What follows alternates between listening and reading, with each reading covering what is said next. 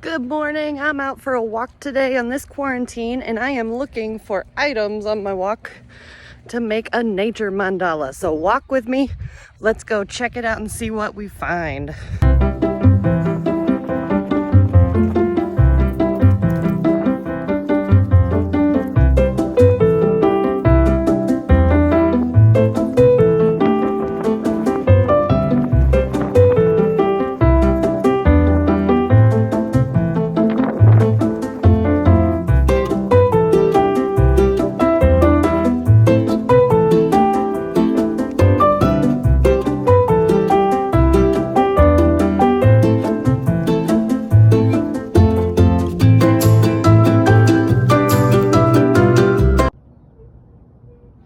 Okay, so I've got all my stuff, all my treasures I found out on my walk.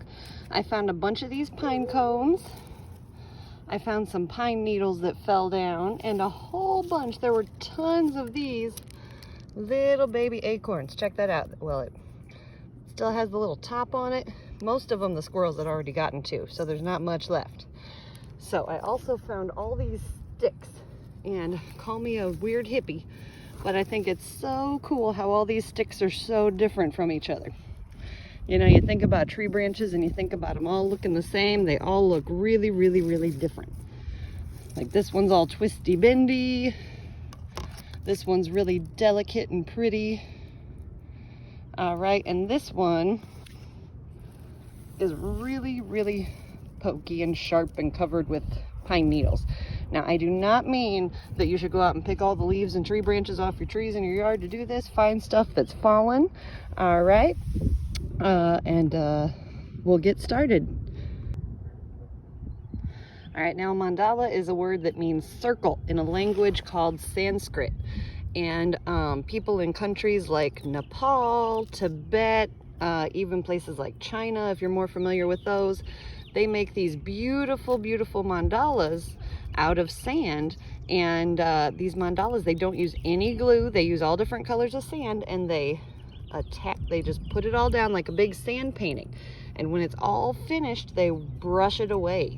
And the reason for that is these pictures, the circle that they are made in, because when you're making a mandala, everything goes in the circle and it starts in one center point. All right, so you find the radius of your circle, and that's the center point you start from, and you work out from there.